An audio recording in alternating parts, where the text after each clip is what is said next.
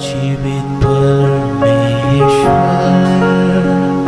मैं तेरी आराधना करता हूँ। जीवन को देने वाले, मैं तेरी आराधना करता हूँ। Hallelujah होसना, hallelujah होसना, hallelujah होसना, hallelujah होसना।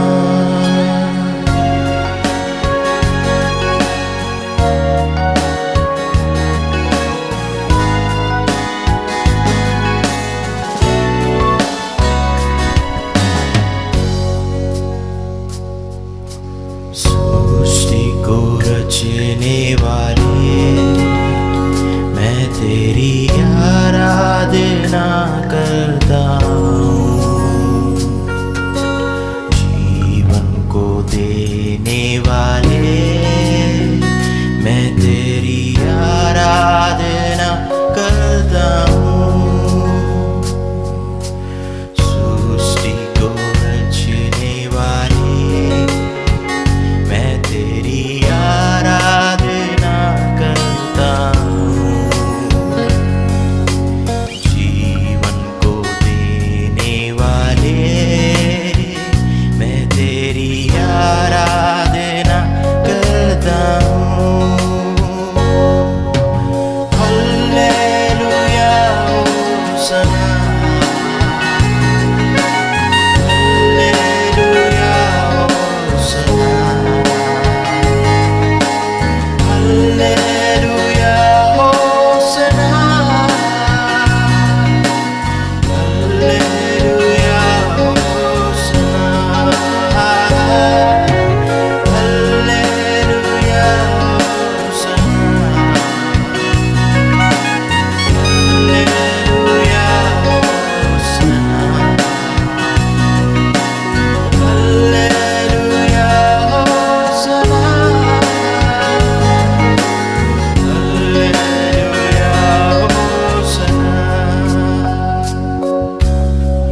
Hallelujah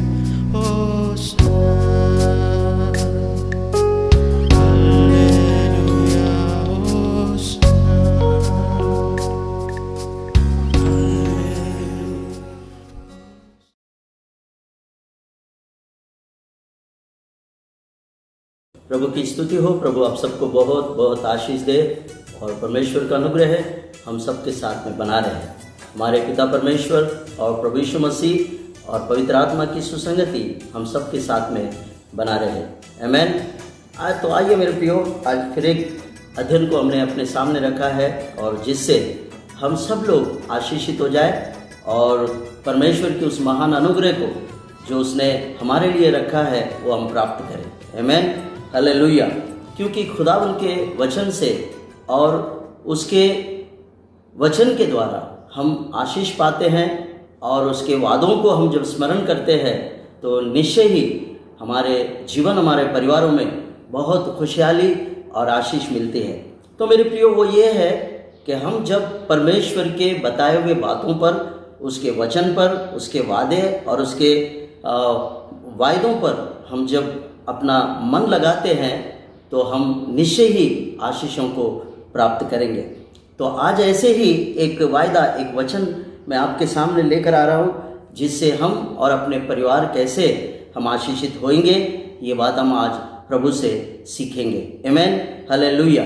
मेरे प्रियो, व्यवस्था विवरण की किताब उसका 28वां अध्याय जो है, इस अध्याय में पहले से लेकर परमेश्वर ने कुछ वायदे हमसे किए हैं, उनको वो स्मरण दिला रहा है और वो कह रहा है मेरे वायदों पर, मेरे अभिवचनों पर अगर आप बने रहोगे तो मैं तुमको कैसे आशीष दूंगा, इन बातों का यहाँ पर समावेश है। आमीन। हालेलुया। तो हम देखते हैं व्यवस्था विवरण 28 और उसका पहला पद को हम देखते हैं। यदि तू अपने परमेश्वर यहोवा की सब आज्ञाएं जो मैंने आज के दिन तुझे सुनाता हूँ, चौकसी से पूरी करने को चित लगाकर अपनी उसकी सुने, तो वो तुझे पृथ्वी की सब जातियों में श्रेष्ठ करेगा। आमेन, हालेलुया। ये पहला वचन ही ऐसा है कि वो कहता है कि मेरी आज्ञाएं जो मैं आज तुझे सुनाता हूँ, उनको पूरा करने में, उन पर चलने में तू चौकसी कर और चित्त लगाकर उसकी सुने, तो मैं पृथ्वी के सारे जातियों में मैं तुझे श्रेष्ठ बनाऊंगा। आमेन, हालेलुया। पूरे पृथ्वी के सारे जातियों में वो हमें श्रेष्ठ बनाने की बातें कर रहा है मेरे प्रियो। इसे हमें याद रखना है।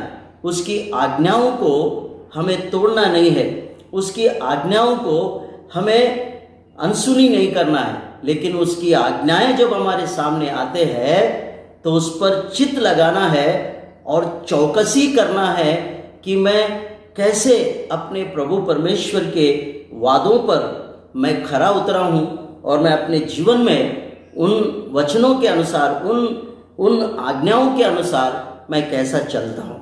मेरे प्रियो, चौकसी रखना ऐसा लिखा है। तो मेरे प्रियो, हमें बहुत सावधानी से परमेश्वर के उन अभिवचनों पर मन लगाना है और चलना है, तब हम पृथ्वी के सारे जातियों में हम श्रेष्ठ कहलाएंगे। आमेन, हालेलुया।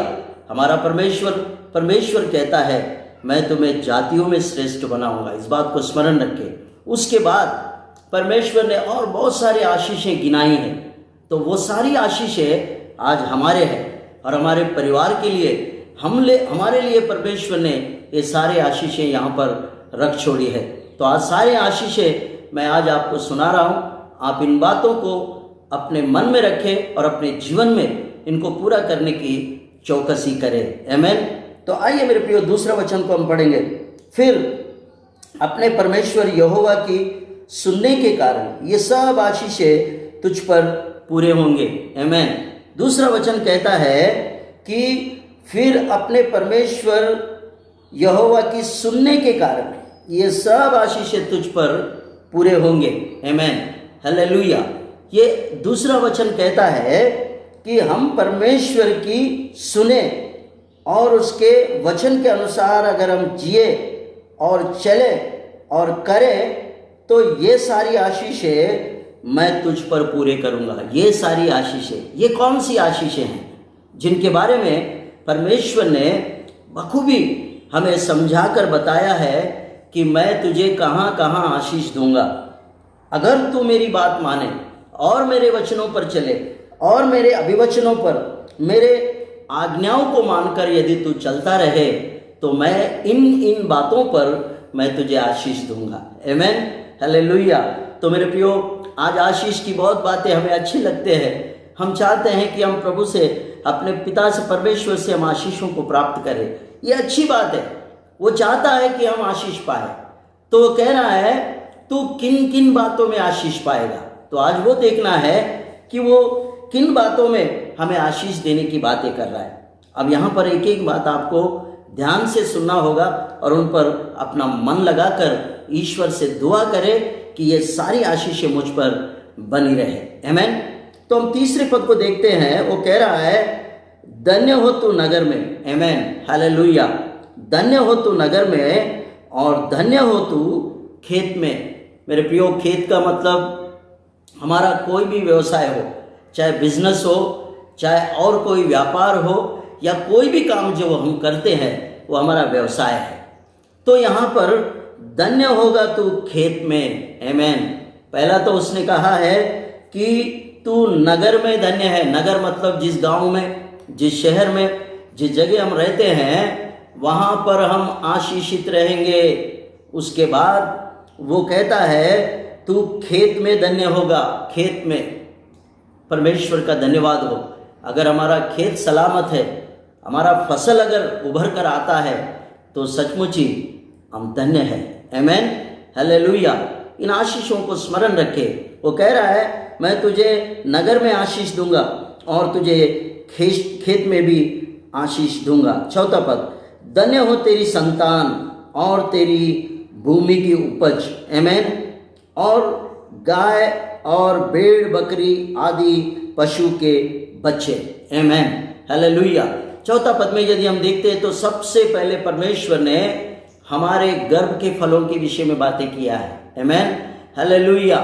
हमारा गर्भ का फल यानी हमारे बाल बच्चे, हमारे अपने बच्चों की बातें प्रभु कर रहा है। मेरे प्रियो, हम धन्य होंगे अपने संतान के विषय में।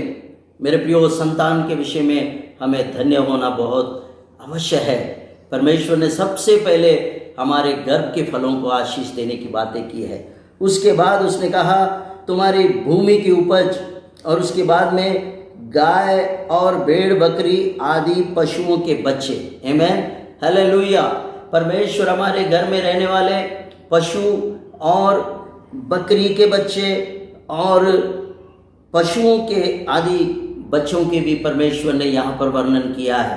तो हमारे घर के सारे पशु और जंतु भी मेरे प्रियो आशीष पाएंगे और वो उनको बढ़ा कर देगा, आमेन, हालेलुया। छठा पद, धन्य हो तू भीतर आते समय और धन्य हो तू बाहर जाते समय। ये बहुत बड़ी आशीष है मेरे प्रियो। जब हम घर से बाहर काम के लिए निकलते हैं तो हम जिस काम के लिए जाते हैं उस काम में हम सफलता को प्राप्त करके अगर हम आना चाहते हैं तो निश्चय ही ये छठा वचन के अनुसार हम धन्य तब है जब हम भीतर जाते समय और धन्य हो तू बाहर जाते समय। हम जब घर से बाहर जाते हैं तो हम अपने काम में सक्सेसफुल रहे और आशीषित वापस लौटे, और भीतर जब हम घर के अंदर में प्रवेश करते हैं तो अपना घर धन्य हो, जिस घर में शांति और समाधान की बातें हो और परिवार में सारी आशीषों के भंडार भरे और पूरे रहे, आमेन, हालेलुया। तो इससे बड़ा और कोई आशीष इस संसार में नहीं है मेरे प्रियो। हम घर में भी आशीषित रहे और बाहर भी हम आशीषित और धन्य रहे। प्रभु की स्तुति, हालेलुया। तो सातवां पर, यहोवा ऐसा करेगा कि तेरे शत्रुओं को जो तुझ पर चढ़ाई करेंगे वे तुझसे हार जाएंगे। वे एक मार्ग से तुझ पर चढ़ाई करेंगे परंतु तेरे सामने से 7 मार्ग होकर वो भाग जाएंगे, आमेन, हालेलुया। तो यहाँ पर आपके विरोधियों की भी बातें प्रभु कर रहा है। मेरे प्रियो, अगर कोई हमारा विरोध कर रहा है तो आप परमेश्वर के साथ में जुड़े रहे, आप परमेश्वर के आज्ञाओं में बने रहे, आप परमेश्वर के वचन के अनुसार चलते रहे, तो आपका शत्रु यदि आप पर एक मार्ग से अगर आक्रमण करे तो प्रभु परमेश्वर का वादा है कि वो तुझ पर चढ़ाई तो करेगा लेकिन वो तुझसे प्रबल न होएगा और वो भागकर 7 दिशाओं से 7 मार्गों से वो भागकर निकल जाएगा, आमेन। परमेश्वर का ये अभिवचन है मेरे प्रियो। अपने शत्रुओं से आप घबराइए नहीं, आपके शत्रुओं को परमेश्वर ही वो भाग खड़ा करेगा। वो वादा कर रहा है, आपका कोई भी कुछ नहीं बिगाड़ सकता, क्योंकि जब तक ईश्वर आपके संग है, आपके साथ में है, अगर आप ईश्वर के वचनों में बने हैं, आप ईश्वर के अभिवचनों को पूरा करते हैं, आप ईश्वर के आज्ञाओं में आप बने रहते हैं, तो आपको कोई भी डरा नहीं सकता और आपको कोई मार नहीं सकता, क्योंकि उसने स्वयं कहा है तेरा शत्रु एक मार्ग से आएगा और 7 मार्गों से भाग जाएगा, वो तुझ पर प्रबल न होगा। कितना सुंदर वायदे प्रभु ने हमसे किए हैं मेरे प्रियो। हमारे आशीषों के विषय में परमेश्वर ने बहुत सारी बातें यहाँ पर की है। तो जितनी आशीषों की चर्चा यहाँ हुई है उसका आपको एक ही एक बात करना है कि उसकी आज्ञाओं को आपको पालन करने में आप चौकसी रखें और सुने और उसके अनुसार अपना जीवन बिताए, तो आप निश्चय ही आशीषों को प्राप्त करेंगे और आशीषों का भंडार बनकर आप भरते रहेंगे और पृथ्वी के सारे लोगों में परमेश्वर आपको श्रेष्ठ बनाकर आपको उच्च स्थान पर प्रभु खड़ा करेगा। प्रभु की स्तुति हो। प्रभु इन वचनों के द्वारा आप सबको बहुत बहुत बहुत आशीष दे। Amen. God bless you. Amen.